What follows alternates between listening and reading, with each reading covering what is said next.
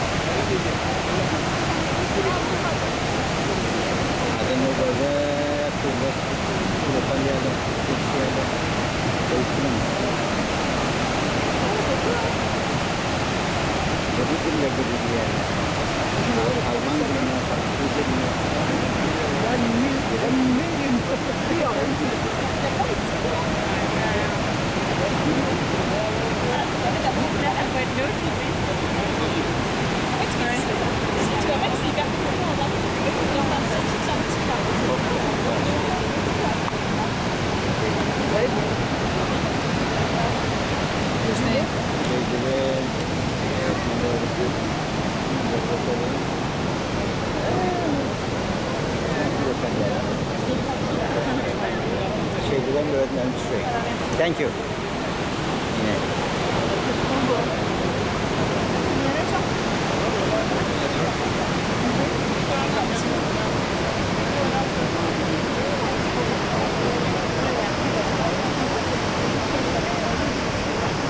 You almost feel like a water park when you jump in, you know?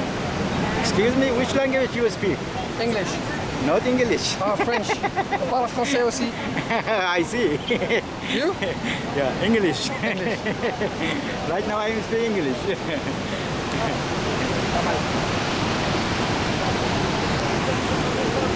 allé là-bas aussi? Ah ouais, moi ça m'avait fait trop mal. Je suis arrivée là, je ne faisais pas ça. C'est trop beau. Hein. Stop it. Moi c'est belle. Vraiment, je suis arrivée, j'ai vraiment fait ça. En fait,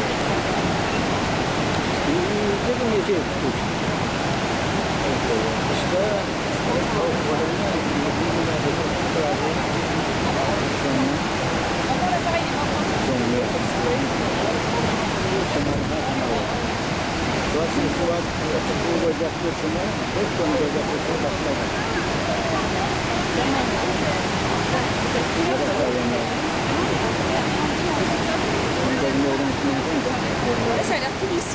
Ouais, c'est ça. Mais regarde, c'est tout simple. Moi, là, il n'y a rien. Oui, c'est vrai.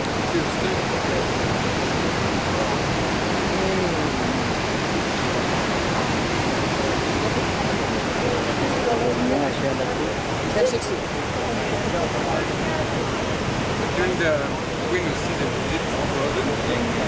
C'est glacé? Il y en a certains qui oui, mais je suis les gars. Non, si oui, mais ici, je pense pas.